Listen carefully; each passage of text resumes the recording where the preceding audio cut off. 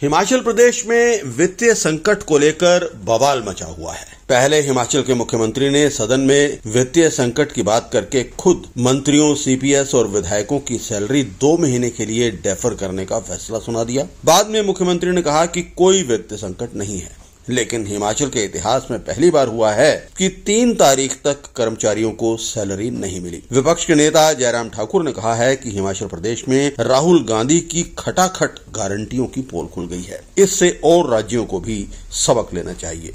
जयराम ठाकुर ने कहा है कि 3 तारीख निकल गई है, कर्मचारियों को खाते में सैलरी और ना ही पेंशन आई है। जबकि मुख्यमंत्री कभी कह रहे हैं कि आर्थिक संकट है तो कभी कह रहे हैं कि आर्थिक संकट नहीं है। अगर आर्थिक संकट नहीं है तो कर्मचारियों को सैलरी क्यों नहीं मिली? विपक्ष ने इसी को लेकर सदन में चर्चा मांगी थी, लेकिन सरकार गंभीर नहीं है। हिमाचल प्रदेश में आर्थिक संकट पैदा हो गया है और विपक्ष इसको लेकर पूरी तरह से गंभीर है।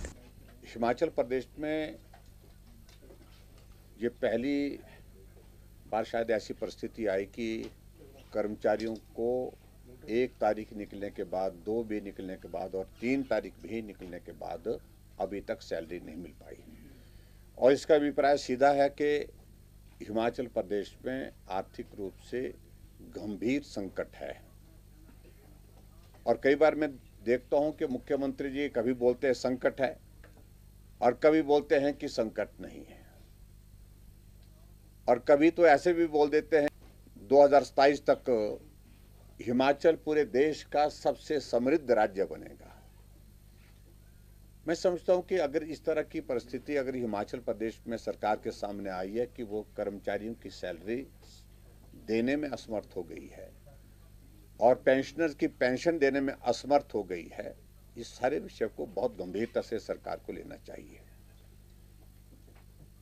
आर्थिक दृष्टि से हिमाचल दिवालियापन के कगार पर लगभग जो खड़ा होता दिख रहा है। विकास कार्य रुके पड़े हैं हिमाचल प्रदेश में, और ऐसी सूरत में जो हमने विधानसभा के अंदर नियम 67 के अंतर्गत पिछले कल नोटिस दिया था कि सारा कार्य स्थगित करके विधानसभा की कार्यवाही का इस विषय पर चर्चा की जाए, लेकिन उस विषय पर चर्चा जो है फिलहाल डेफर कर दी गई है। और आज विधानसभा अध्यक्ष महोदय जी ने कहा है कि, और मुख्यमंत्री ने भी कहा है कि उस चर्चा को हम जल्दी लाने की हम कोशिश करेंगे। जब चर्चा होगी तो विस्तार से हम बात कहेंगे, लेकिन यह हकीकत है कि हिमाचल प्रदेश बहुत घोर आर्थिक संकट के दौर में से गुजर रहा है। मुख्यमंत्री बोलते देखिए, केंद्र जो प्रदेश को जो मदद देते हैं, उस मदद के जो माध्यम हैं वो बहुत स्पेसिफिक है। केंद्र से क्या मिलता है? केंद्र से यही मिलता है कि रेवेन्यू डेफिसिट ग्रांट जो हिमाचल प्रदेश को मिलती है, 6 तारीख को शायद मेकल में उसकी एक किस्त आने वाली है, और उसे रोका नहीं गया, ना पहले रोका गया ना अब की बार रोका गया है। और इसके अलावा वो केंद्र से क्या मदद चाहते हैं?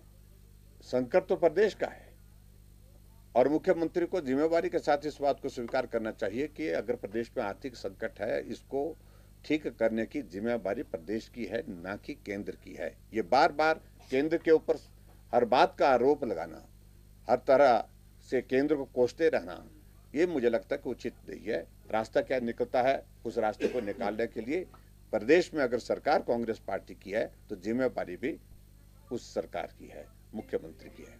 सर, आप ये देख रहे हैं कि ये जो आ गया है या इसके पीछे कोई और? नहीं, देखिए, उसकी वजह तो है ही है, क्योंकि सत्ता को हासिल करने के लिए झूठी गारंटी दी गई, और उन गारंटियों में से थोड़ा सा पोर्शन, एक आधी गारंटी का जब अभी लागू करने की इस दिशा में आगे बढ़े तो प्रदेश आर्थिक संकट में आ गया है। अगर जिम्मेवार है तो मैं समझता हूं कि कांग्रेस पार्टी की सरकार जिम्मेवार है। इस बात को उनको समझना चाहिए, और बाकी सारी चीज़ों को लेकर के जो चर्चा विधानसभा के अंदर होगी उस वक्त हम जवाब देंगे। लेकिन मेरा कहने का मतलब यह है कि हिमाचल प्रदेश बहुत बड़े आर्थिक संकट के दौर में से जब गुजर रहा है, इस परिस्थिति को मुख्यमंत्री को गंभीरता से समझना चाहिए। और जो कर्मचारी हत्याशी की बात बार बार कहते थे, हर भाषण में कहते थे, आज कर्मचारियों को पेंशन की बातें तो दूर की रही, फिलहाल स्थिति ये बन गई सैलरी भी समय पर नहीं मिल पा रही है। डीए की किस्त की बात तो दूर की रही, सैलरी भी नहीं मिल पा रही है। मेडिकल रिइंबर्समेंट नहीं मिल पा रहा है। तो ये बहुत बड़ी एक परिस्थिति जो हिमाचल प्रदेश में जो बनी है, और मुझे लगता है कि एक बहुत बड़ा उदाहरण जो फ्री वीज का जो खटाखट राहुल गांधी का जो फॉर्मूला है, जो गारंटियों को लेकर के, इससे बाकी पूरे देश भर में भी सबकी आंखें खुल गई है कि ये जो खटाखट गारंटी देने की जो बातें हैं, हश्र यही होगा कि कर्मचारियों को समय पर सैलरी नहीं मिल पाएगी और आने वाले समय में तो संकट और भी ज़्यादा गंभीर होता दिख रहा है।